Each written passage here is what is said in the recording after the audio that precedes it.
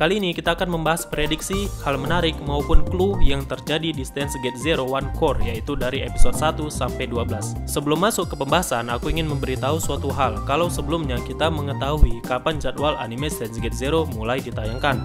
Di sini aku teringat dengan kata-kata terakhir Suzuha pada episode 24 dari serial Steins Gate yang ditayangkan pada tahun 2011. Dia mengatakan, sampai bertemu lagi dalam 7 tahun. Dan benar saja, kita dapat melihat Suzuha lagi dalam 7 tahun ke depan, yaitu di tahun 2018 di mana anime Steins Gate Zero mulai tayang. Entah ini sebuah kebetulan atau sudah direncanakan, yang pasti hal ini tidak ada kaitannya dengan jalan ceritanya sendiri. Karena season keduanya dimulai dengan latar belakang yang berbeda. Oke, langsung saja kita bahas dari episode 1. Di menit awal, kita langsung diperlihatkan masa depan yang hancur akibat Perang Dunia Ketiga. Lalu diperlihatkan juga Mayuri di masa depan yang mengatakan, jika Hikobushiku hidup kembali, mungkin semuanya akan berubah. Yap, teman-teman pasti bertanya apa arti dari Hikoboshi tersebut. Hikoboshi itu merupakan sebutan yang merujuk kepada kepribadian Houin Kyoma yang telah mati pada diri Okabe di masa ini. Jawaban ini bisa kalian temukan di Steins Gate Drama CD Beta. Hal menarik di episode 2 adalah ketika Okabe membantah pendapat dari salah satu peserta yang meragukan presentasi ketika seminar tentang Amadeus di Universitas Victor Kondria. Karena Okabe memiliki pengalaman bersama Kurisu dan juga mendapatkan ilmunya, Okabe merasa tidak terima terhadap ucapan orang tersebut. Kejadian ini mengingatkanku pada season pertama di episode 1, yang mana Okabe juga membantah risalah yang dikemukakan oleh ayahnya Kurisu karena menurut Okabe, paper tersebut merupakan plagiat dari John Titor. Hal ini memunculkan kesan nostalgia yang menarik dari season 1 dan season 2-nya di awal cerita. Lalu kita bernostalgia kembali dengan Kurisu, namun dalam bentuk Amadeus. Adegan ini membuat kita sedikit sedih dan mengenang kembali apa yang telah terjadi. Dan juga kita selalu diperlihatkan raut wajah Okabe yang murung dan suram karena masa lalunya. Di episode ketiga, kita melihat Okabe sudah banyak mengobrol banyak hal dengan Amadeus Kurisu. Namun karena rasa rindu yang kuat terhadap Kurisu, hal ini membuat Okabe menjadi kecanduan dan berhalusinasi tinggi seolah-olah Kurisu masih hidup. Ya, siapa juga yang nggak terlena dengan waifu 3D yang punya emosional seperti ini ya kan? Okabe melampiaskan perasaannya pada Kurisu yang tidak nyata dan tanpa disadari Maho langsung mengambil ponselnya dan berkata, Makise Kurisu sudah mati. Okabe yang masih tak dapat menerima kenyataan pahit ini membuatnya shock dan secara tidak sengaja reading scannernya aktif seketika. Di episode 4 berfokus pada masalah pencarian anak hilang bernama Shina Kagari yang terpisah dengan Suzuha. Lalu di menit akhir, tiba-tiba saja dikagetkan dengan kedatangan sosok yang sangat membuat Okabe trauma, yaitu Kiryu Moeka. Di episode ini, kita kedatangan Moeka yang ternyata dia adalah kenalannya Daru yang ikut membantu mencari keberadaan Kagari. Setelah itu, kita melihat seorang gadis yang mirip dengan Kurisu. Ketika gadis ini melihat Mayuri yang baru pulang, dia langsung jatuh pingsan. Di episode ini, kita mengetahui bahwa gadis ini adalah Shina Kagari dan ia kehilangan ingatan di masa lalunya. Kemudian ketika setelah selesai acara di kuil pada sore hari, jika kalian lihat ada scene cepat yaitu pandangan misterius dari Reyes yang sepertinya sedang melihat Kagari. Hal ini membuat kita mencurigainya dan juga ada sosok misterius berjubah hitam yang tidak kita ketahui sampai sekarang. Di menit akhir, Amadeus tiba-tiba terputus dan Okabe beserta teman-temannya diserang di dalam lab. Situasi ini persis seperti yang dialami oleh Okabe di Garis Alpha season 1 episode 13. Di episode ini, ketika Yuki, ibunya Suzuha di masa depan, sedang nongkrong bersama temannya, kita melihat tangannya diperban dan ia berkata kalau dia hanya tersandung lalu terjatuh. Dari sini kita mungkin mengira orang yang memakai helm motor itu adalah Yuki karena tangannya yang terluka diakibatkan tendangan Suzuha. Namun aku rasa itu bukanlah Yuki karena terlihat sangat terang-terangan. Seperti yang kita tahu, alur cerita Steins Gate tidak mudah ditebak. Ceritanya selalu dibuat mind-blowing seperti di season satunya. Mungkin saja pihak studionya sengaja membuat penonton mencurigai Yuki dengan menunjukkan scene tersebut. Tapi yang aku curigai adalah Reyes. Mengapa demikian? Pertama, dari pandangan misterius yang kita lihat di episode sebelumnya. Namun alibi ini masih lemah. Kedua, orang yang berhelm motor itu adalah bertubuh wanita. Ketiga, sesuai laporan yang diselidiki Moeka, ditemukan catatan kalau ada pihak lain yang juga sedang mencari Kagari, dan salah satunya adalah orang asing. Ya, tapi masih terlalu cepat menyimpulkan kalau Reyes adalah pelakunya. Semuanya masih misteri, teman-teman. Menurut aku, inilah episode terbaik sejauh ini, sekaligus membingungkan.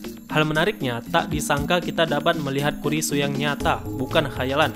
Ada banyak momen menarik di sini. Yang pertama, Kurisu bisa tahu kalau Okabe berasal dari dunia lain, hanya dengan menganalisa ekspresi dan ucapan Okabe.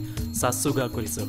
Lalu melihat mereka ngobrol kembali setelah sekian lama, momen menyedihkan di mana Kurisu bilang kalau semua ini hanya mimpi, dan Okabe yang mengulurkan tangannya ke langit, begitu dramatis teman-teman.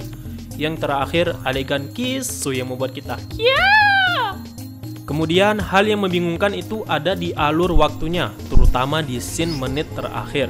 Tapi sebelum itu ada dua hal yang mau aku jelaskan. Pertama, di episode 8 ini berada di garis waktu yang sama dengan episode 21 di season 1-nya, di mana Okabe memutuskan untuk membatalkan cracking. Di persimpangan waktu inilah Okabe tidak berpindah ke garis dunia beta dan Mayuri tewas ditabrak mobil. Setelah kejadian itu, cerita di time skip sampai tahun baru dan episode 8 inilah lanjutan ceritanya. Hal ini terbukti ketika Daru yang marah pada Okabe dan mengatakan, "Bukankah kau yang memutuskan untuk tidak melakukan cracking?" Dan dikonfirmasi kalau Okabe memang tidak menekan tombol cracking tersebut. Jadi bisa dipastikan garis waktu di sini adalah lanjutan dari episode 21. Yang kedua, saat mereka membahas soal pertemuan pertama mereka. Kalau dari sudut pandang Kurisu, dia bertemu pertama kali dengan Okabe dengan cara yang tidak sopan di garis alfa. Tapi kalau dari sudut pandang Okabe, dia bertemu pertama kali dengan Kurisu ketika di gedung radio di garis beta. Hal menariknya, Okabe menyadari sesuatu kalau sepertinya Kurisu yang di garis beta pernah bertemu dengan dirinya, padahal Okabe saja baru pertama kali bertemu dengannya. Apakah itu memang benar? Jawabannya, ya. Yang pertama Kurisu temui itu adalah Okabe di masa depan yang sedang melakukan Operation Scold, yaitu operasi penyelamatan Kurisu yang ada di episode 24. Okabe yang datang dari masa depan ini tidak sengaja berjumpa dengan Kurisu di masa lalu, dan itulah pertemuan pertama Kurisu pada saat itu.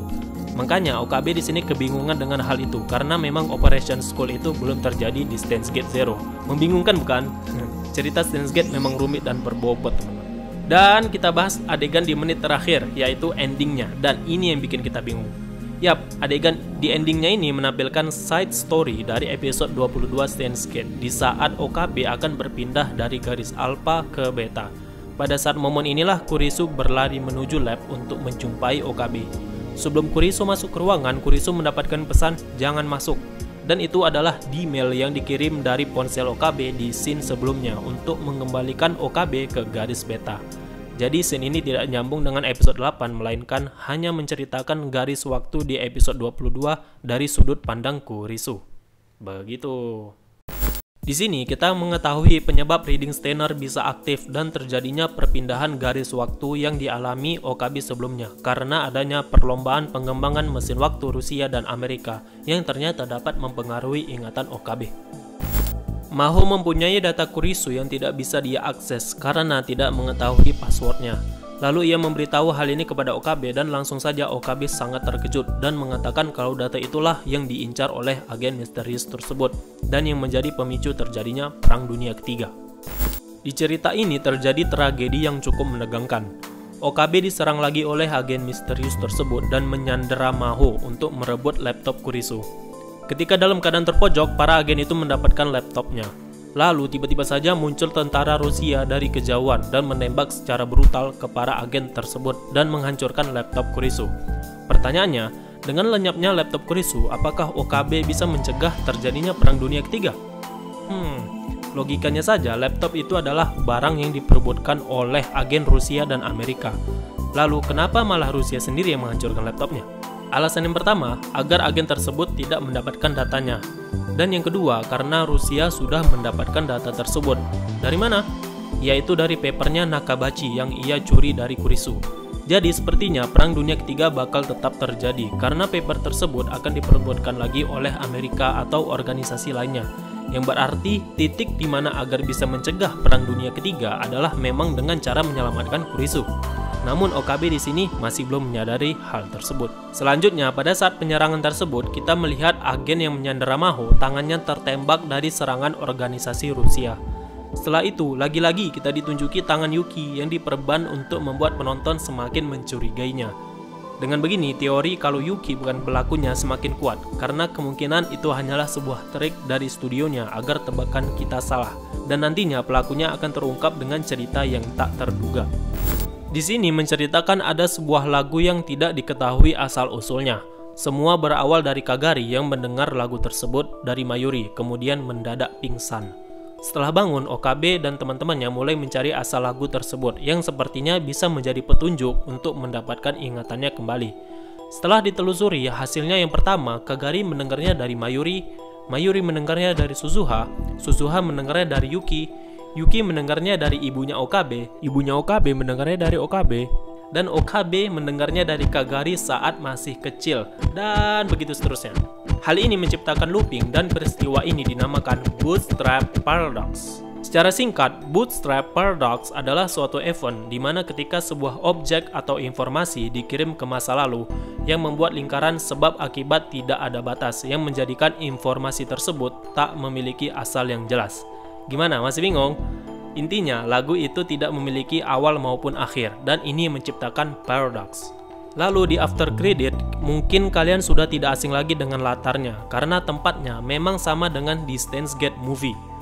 Bedanya, kedua cuplikan tersebut berada di garis dunia yang berbeda. Kalau di movie itu berada di garis Steins Gate, di mana Kurisu dari masa depan menjumpai Okabe di masa lalu. Kalau yang ini berada di garis beta, di mana Kagari yang masih kecil datang dari masa depan ke masa lalu dan tidak sengaja berjumpa dengan Okabe yang masih kecil.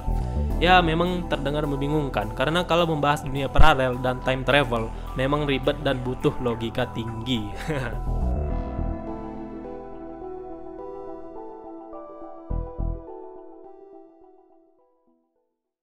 Oke guys, sekian dulu pembahasan hal apa saja yang terjadi di Steins Gate Zero One Core. Apabila ada hal menarik lainnya yang terlewatkan, bisa komen di bawah. Jika kalian suka, bisa di like, subscribe, dan share ke teman kalian. Terima kasih dan sampai ketemu lagi di pembahasan episode selanjutnya. Ciao!